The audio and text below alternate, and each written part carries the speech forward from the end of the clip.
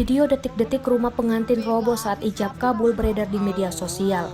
Video itu direkam oleh pemilik akun Instagram @wahyusaputra064 dan dibagikan ulang oleh @makassarinfo.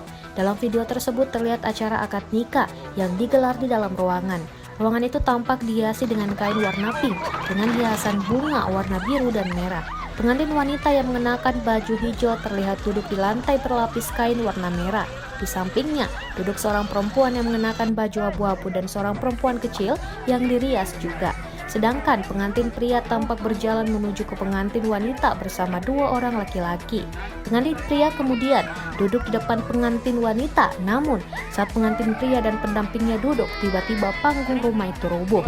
Tamu undangan pun berteriak kaget dengan insiden itu. Pengunggah menuliskan jika rumah pengantin itu roboh saat akan menggelar akad nikah.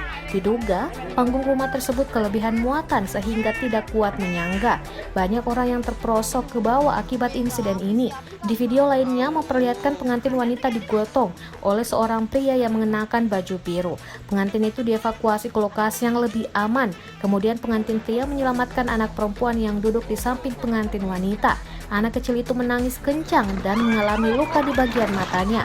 Suara isak tangis pun terdengar di sekitar lokasi. Rumah pengantin baru roboh saat akad nikah. Pelajaran buat kita semua, kalau menikah di atas rumah jangan sampai kelebihan muatan.